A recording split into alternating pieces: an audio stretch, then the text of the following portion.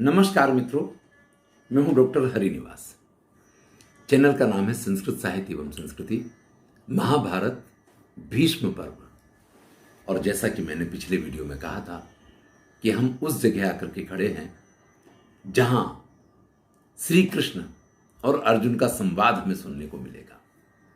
और ये जो क्रम है, ये आप ये मान लीजिए कि जीवन की ये अमूल्य क्षण है, क्योंकि गीता ये कोई ग्रंथ नहीं है, गीता ये कोई संप्रदाय भी नहीं है। ये सभी धर्मों से, सभी संप्रदायों से परे है।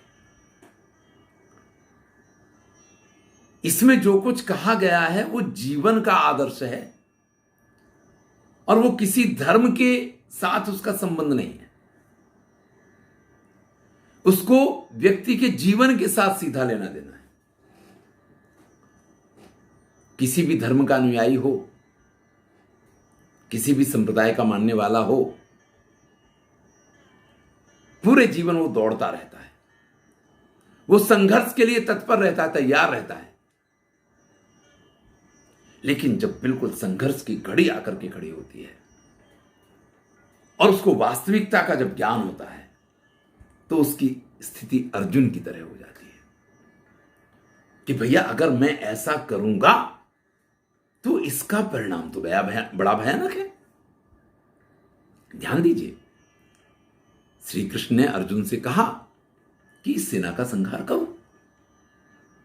अब अर्जुन ऐसे में कहते हैं कि मेरे रथ को दोनों सेनाओं के मध्य में लेके चलो, क्योंकि मैं देखना चाहता हूं कि कौन कौन ऐसे योद्धा हैं जो इस युद्ध में कौरवों का प्रिय करने के लिए आए हैं और हमें किस किस के साथ युद्ध करना है। श्रीमद् भगवद गीता के प्रथम अध्याय में लिखा हुआ है, सेनयोरुभयोर मध्ये रथम स्थापयमेच्युत। आप मेरे रथ को दोनों सेनाओं के बीच में लेके चलो, क्योंकि मैं देखना चाहता हूं कैर्मया सह योद्धव्यम अस्मिन रण समुद्र में, कि इस रणभूमि में किस किस के साथ मुझे युद्ध करना है। अब देखिए, युद्ध के नियम याद कीजिए। वहां पे ये था कि अपने समकक्ष योद्धा को देखना है, उसके साथ युद्ध करना है, ये सारी चीजें थी। लेकिन जैसे सेनाओं के बीच में वो रथ पहुंचा है, अर्जुन, अभी तो युधिष्ठिर इस प्रकार से सोच रहे थे, यहां अर्जुन के दिमाग में इतना कुछ घूम गया कि वो कहते हैं कि मैं तो युद्ध नहीं करूंगा। यही हमारे जीवन में एक बार नहीं, हर किसी भी ऐसे क्षण पे ये हमारे दिमाग में चीज आकर के खड़ी हो जाती है कि यार इसका फायदा क्या है, इससे हमें प्राप्ति क्या होगी। देखिए अर्जुन क्या सोचता है, और जो सोचता है वो बिल्कुल सही भी है। अर्जुन की तरह अगर आप सोचेंगे तो, कि मान लीजिए महाभारत का युद्ध होता है, इस युद्ध में सामने के पक्ष के योद्धाओं को हमने मारा। ऐसा तो नहीं है कि हमारे पक्ष से कोई नहीं मरेगा, हमारे पक्ष के योद्धाओं को वो मारेंगे। जिस दिन ये युद्ध समाप्त होगा, जल्दी तो समाप्त होने वाला नहीं है, ये जितने यहां खड़े हुए हैं ये सब मरेंगे, सामने के पक्ष के भी, हमारे पक्ष के भी बहुत सारे मरेंगे, और तब कहीं जाकर के युद्ध पूर्ण होने वाला है। और अगर सब मर गए तो भैया जीत के आपको राज्य मिल भी जाएगा। पितामह भीष्म को मार दिया, अरे भैया राज्य प्राप्त हो, पितामह भीष्म एक रथ पे बैठे हुए हों, मैं उनकी सेवा कर रहा हूं, गुरु द्रोणाचार्य रथ पे विद्यमान हों, मैं उनकी सेवा कर रहा हूं, इस प्रकार से विजय यात्रा निकले, तो उस विजय यात्रा का तो कोई मतलब है। लेकिन जिस विजय यात्रा को हमें पितामह भीष्म और गुरु द्रोणाचार्य के शव के ऊपर से लेके जाना हो, तो वो विजय यात्रा किस प्रकार की होगी। गुरुन हत्वा ही महानुभावम श्रेयम भैक्षो भैक्षमपीह लोके। तो भैया इन गुरुओं को, इन श्रेष्ठ श्रेष्ठ लोगों को मार करके अगर मुझे किसी श्रेय, किसी कल्याण की प्राप्ति भी हो जाए, तो मैं नहीं समझता हूं कि वो कल्याणकारी बात है। और ये दिमाग में जब अर्जुन के में आता है, ये हमारे साथ कई बार होता है। आपने बहुत सारी फिल्में इस लाइन के साथ देखी होंगी। कभी पिता पुत्र के बीच का संघर्ष होगा, कभी भाइयों भाइयों के बीच का संघर्ष होगा, कभी बेटे और माता के बीच का संघर्ष होगा, कि एक धर्म के मार्ग पे चल रहा होगा, दूसरा अधर्म करने लग जाएगा, दूसरा गलत रास्ते पे चला जाएगा, और फिर उनके बीच में वो द्वंद्व खड़ा होता है कि किसका पक्ष लिया जाए। कभी पिता अपने पुत्र को गोली मार देगा और अपने कर्म को प्रधान दिखाएगा, महान बनेगा, कभी भाई भाई को मार करके महान बनेगा। ये सारी चीजें हमें वर्तमान काल में भी देखने को मिलती हैं, क्योंकि ये कथा नहीं है, ये स्थिति है। और ये स्थिति इस प्रकार की है जो हर व्यक्ति के जीवन में किसी भी श्रेष्ठ कार्य को करने से पहले आती है। वही अर्जुन के साथ हुआ है। जब अर्जुन श्री कृष्ण के सामने ये कह देते हैं, गांडीवम स्रंसते हस्तात् त्वक्चैव परिदह्यते न च शक्नोमि वस्थातुम भ्रमतीव च मे मनः। मेरे हाथ से ही गांडीव छूट रहा है, मुझे तो बस बुखार आ गया, मेरा पूरा शरीर तप रहा है, मैं खड़ा नहीं रह सकता हूं, मुझे चक्कर आ रहे हैं। भ्रमतीव च मे मनः, यहां शारीरिक चक्कर की बात नहीं है, जब व्यक्ति का मन ही गोल गोल घूमने लग गया हो, वही निर्णय न कर पा रहा हो, इस प्रकार की स्थिति है। हम कोई इंटरव्यू देने जाते हैं तब भी हमारे साथ ऐसा हो जाता है, हम कोई परीक्षा देने जाते हैं तब भी हमारी ऐसी स्थिति हो जाती है। और जब जब जिस की स्थितियां इस प्रकार की हुआ करती हैं, मैं एक अभी का उदाहरण बताता हूं। मेरी पुत्री है, वो गेट की एग्जाम दे रही, गेट के एग्जाम की तैयारी बड़ी उत्साह के साथ उसकी चल रही थी, और उसको ये था कि मुझे गेट की एग्जाम क्लियर करनी है। लेकिन तब तक एमई में उसके एडमिशन हो गए, और एडमिशन हुए तो कहीं उनके प्रोफेसर ने ये कह दिया, भाई गेट के एग्जाम तो एमई के एडमिशन के लिए हुआ करता है, अब अगर आपको एमई में एडमिशन मिल ही गया है तो गेट के एग्जाम से दो या ना दो क्या फर्क पड़ता है। बस इतनी सी वो बात थी, और मेरी पुत्री ने उस एग्जाम की सारी तैयारियां बंद कर दी। ये बड़ा ही एक इस प्रकार का विचार है। देखिए, आपने अगर किसी कार्य को शुरू किया है तो उसको पूर्णता तक लेके जाइए। अगर आप उस परीक्षा को पास करते हैं तो आपके जीवन में बहुत सारी ऐसी चीजें हैं जो बदल जाएंगी। ये नहीं कि उस परीक्षा के परिणाम से बदलेंगे, लेकिन उस परीक्षा का परिणाम आपको एमई में एडमिशन नहीं दिलवाएगा, लेकिन आपके व्यक्तित्व में एक कॉन्फिडेंस, एक विश्वास इस प्रकार का देगा कि देखिए, मैंने एमई में एडमिशन मुझे भले दे दिया गया, लेकिन मैं इसके लिए लायक थी, क्योंकि मैंने इस प्रकार से इस परीक्षा को क्लियर किया। तो ये जीवन में हमेशा हमारे साथ होता है। किसी परीक्षा की तैयारियां हम करते हैं, बड़ी स्पीड में करते चले जाते हैं, लेकिन एक स्थिति ऐसी आती है कि हम उसमें से कहीं हट जाते हैं। इसलिए आरंभे सूरा बहुत होते हैं, कार्य शुरू करने के लिए बड़े सूरवीर माने जाते हैं, लेकिन कहा गया है कि अंत तक ले जाए वो श्रेष्ठ है, और बीच में जो छोड़ दे, कुछ तो शुरुआत ही नहीं करते, कुछ शुरुआत करके बीच में छोड़ दिया करते हैं। अर्जुन यहां बीच में छोड़ने की तैयारी कर चुके हैं। तब श्री कृष्ण उनको जीवन का वो सत्य बताते हैं कि भैया, आप किसकी चिंता कर रहे हो? कि आपके ये बड़े बुजुर्ग मर जाएंगे? तो भैया, मरना तो सबको है ना एक दिन। जातस्य ही ध्रुव मृत्यु, ध्रुवम जन्म मृतस्य च। जिसका जन्म हुआ उसकी मृत्यु निश्चित है, और जिसकी मृत्यु होगी वो फिर से जन्म लेगा। ये सृष्टि का चक्र, ये तो ऐसे ही चलता है। अर्जुन, तुम इसमें किस चीज की चिंता करते हो? और कहा है कि भाई, जो समझदार होते हैं, जो बुद्धिमान होते हैं, वो इस चीज की चिंता नहीं किया करते हैं। ये सारी चिंताएं तो मूर्ख लोग करते हैं, क्योंकि संसार का चक्र इतना स्वाभाविक है कि इसमें आपकी चिंता करने ना करने से कोई परिवर्तन कभी आता ही नहीं है। आप व्यर्थ की चिंता करते रहते हैं। इसमें तो कभी कोई परिवर्तन आप चिंता करके ला ही नहीं सकते हैं। इसलिए इस मामले में कुछ भी सोचना व्यर्थ है। असोच्या नन्व सोच्यस्तुम प्रज्ञावादांश भासजे गतासून नाम सोचंती पंडिता। अरे भाई, कोई जिंदा है, कोई मर गया है, पंडित लोग कभी भी इस चीज की चिंता नहीं किया करते हैं। ये बात इतनी सरल नहीं है कि व्यक्ति को समझ में आ जाए। कोई आपसे कहे कि आप अपने बेटे को गोली मार दीजिए, कोई आपसे कहे कि आप अपने पिता को गोली मार दीजिए, इसके लिए आपको मेडल दिया जाएगा, तो भैया बड़ा कठिन कार्य है उस मेडल को लेना। हां, कभी ऐसा हो जाता है, लेकिन कोई एकाध व्यक्ति इस कार्य को कर पाता है। देखिए, दोनों तरफ है। एक तरफ दुर्योधन है, उसको इस प्रकार का कोई ज्ञान नहीं जागृत होता है कि भैया इस युद्ध में क्या क्या हो सकता है, क्योंकि वो इतना ज्यादा अपने स्वार्थ में लिप्त है कि सबको मार के भी अगर मुझे इस राज्य की प्राप्ति हो जाए तो मुझे चाहिए।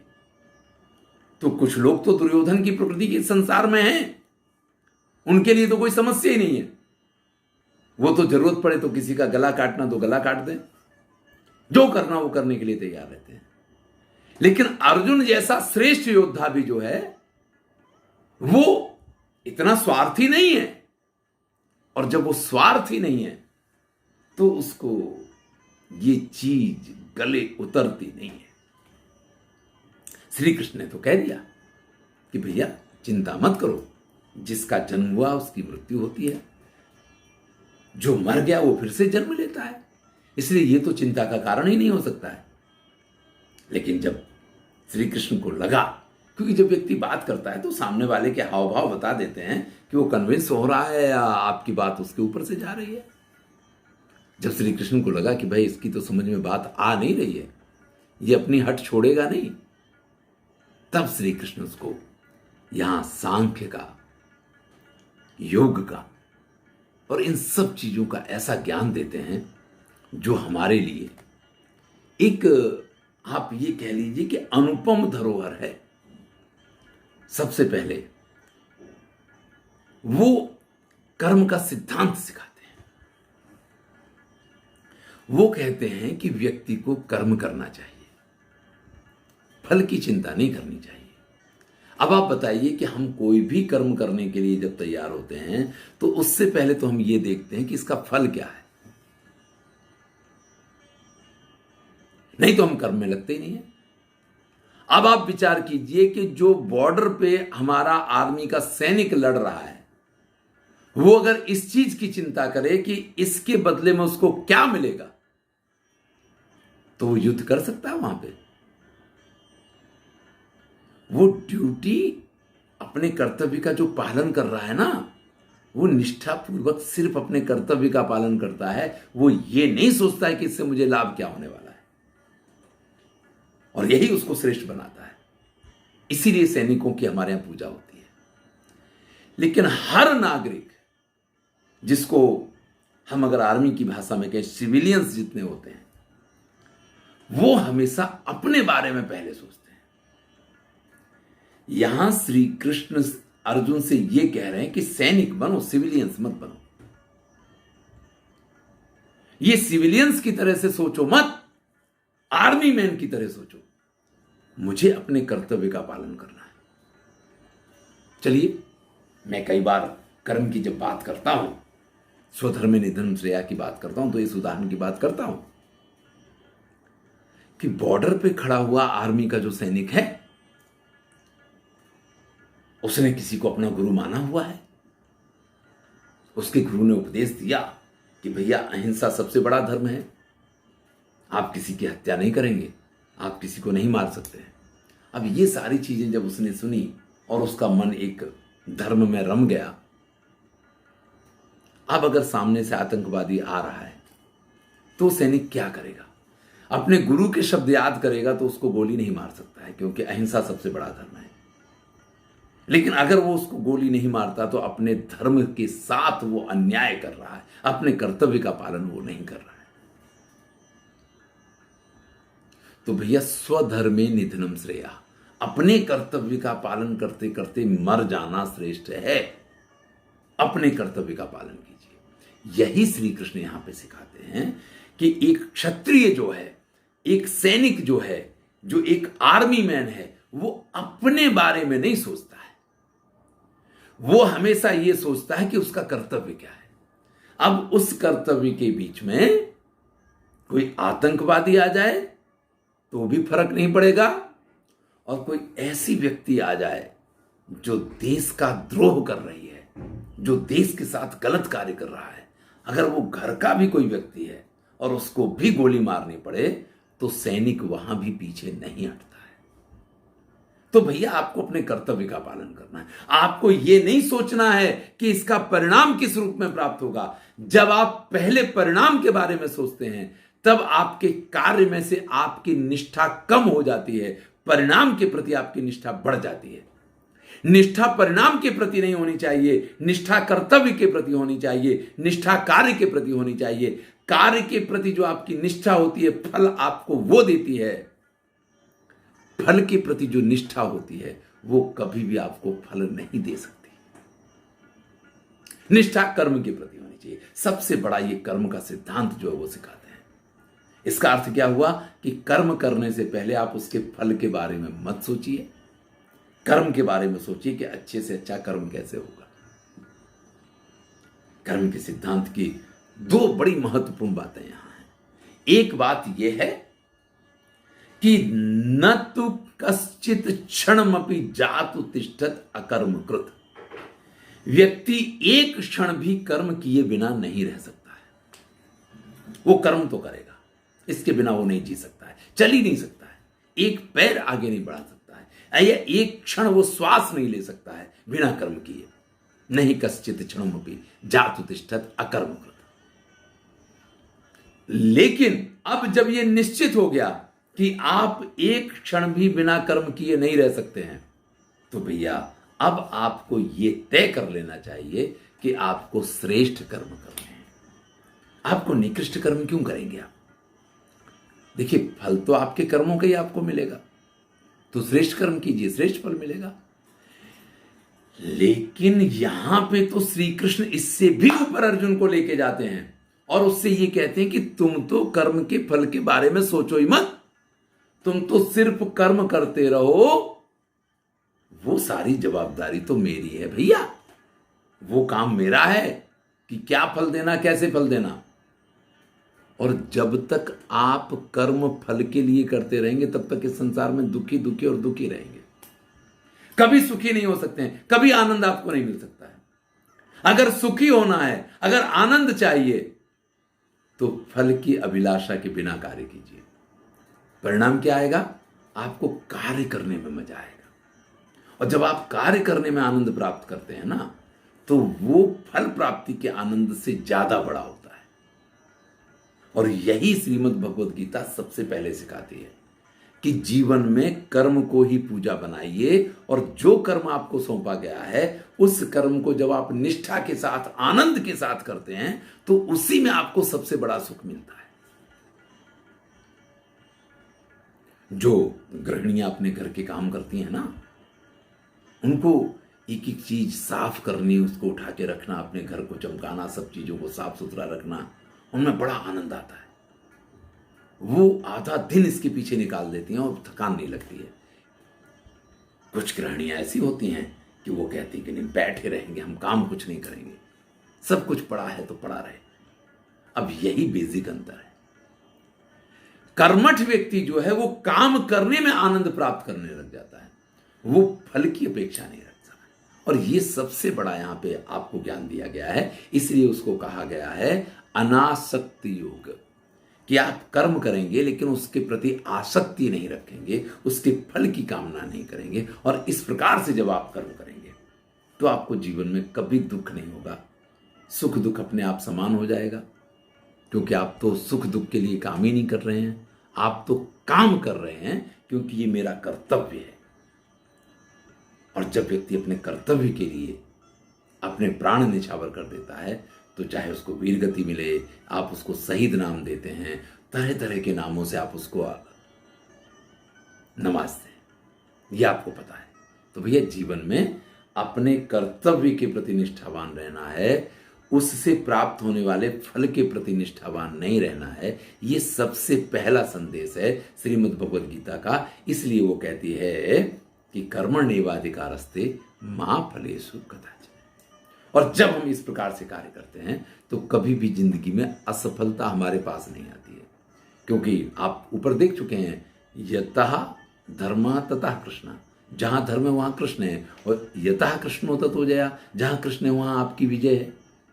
तो जीवन में ऐसे लोगों को कभी दुख का सामना नहीं करना पड़ता है। और यही श्रीमद् भगवत गीता का पहला ज्ञान है। और इस ज्ञान को अर्जुन ने आत्मसात करना था, लेकिन अर्जुन फिर भी इस चीज को समझे नहीं। और जब नहीं समझे तो श्री कृष्ण ने इस श्रीमद् भगवत गीता में अपनी स्थिति थोड़ी अलग बनाई है। और उन्होंने क्या किया है इसको हम अगले वीडियो में देखेंगे। मैं हूं डॉक्टर हरिनिवास और चैनल का नाम है संस्कृत साहित्य एवं संस्कृति। आनंद लीजिए, मित्रों के साथ शेयर कीजिए। धन्यवाद।